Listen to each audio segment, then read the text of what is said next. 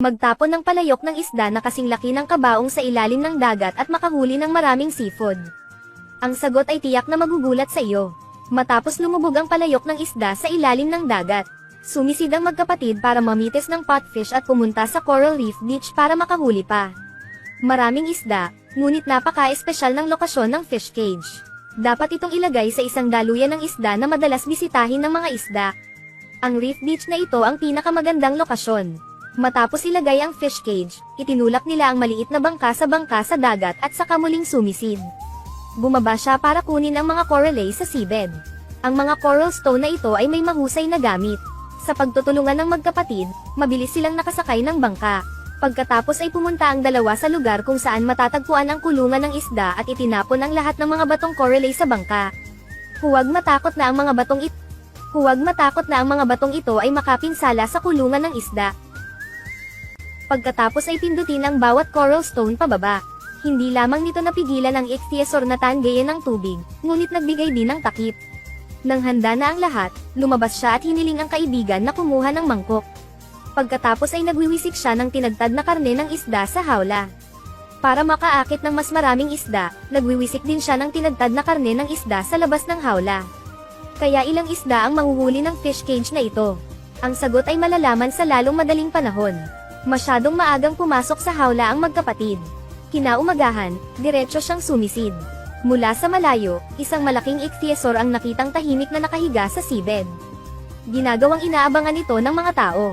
Paglapit niya, tumingin siya sa hawla at nakita niya ang lahat ng uri ng pain. Mayroong hindi lamang mahalagang mga grouper, oriental blue grouper at kahit mga higanteng lobster. Anong saganang ani? Tuwang-tuwa ang magkapatid kaya dali-dali nilang inilagay siya sa ilalim ng hawla. Isa-isang inalis ang mga corallay sa kulungan. Pagkatapos ay itinaas ng dalawang tao ang fish cage. Tumataas sa ibabaw ng wala pang 1 minuto. Pagkatapos ay hinailan ng isang tao ang isa pa sa bangka at itinulak ang dalawang tao pababa. Kinailangan ng maraming pagsisikap upang mailabas ang isda. Ang hawla ay nasa bangka. Sabik na binuksan ng kapatid ang fish cage at nagbuhos ng magandang bait cage sa plywood. Lahat ay mahalaga at mabubuting bagay na nagpapainggit sa mga tao. Sa sandaling ibuhos, sila ay nakasalansan sa isang maliit na bundok ng malahali na balahibo. Ang bawat isa ay tumitimbang ng halos 1 o 2 kilo. Isang maliit na bundok ng malahali na balahibo. Ang bawat isa ay tumitimbang ng halos 1 o 2 kilo. Ang grupong ito ay tumitimbang din ng 2 kilo.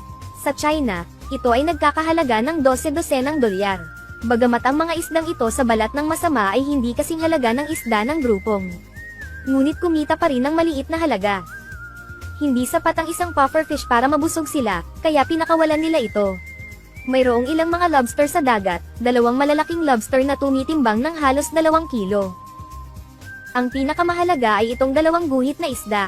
Maaari silang ibenta sa halagang $112 sa China. Ngunit gumawa sila ng isang nakakagulat na hakbang at pinakawalan ang isda na ito. Sayang ang pera. Inilagay niya ang isda sa cabin at ito ay puno. Nakahuli rin siya ng magandang isda at ibinalik iyon. Pagkatapos ay pumunta sila sa daungan at inilagay ang mga isda sa basket. Ang lobster ay nakabalot sa linen at ibinebenta. Sinabi niya na ang Chinese lobster at grouper ay karaniwang ibebenta sa halagang $560. Sa tingin mo ba ito ay isang magandang deal? Sa tingin mo ba ito ay isang magandang deal?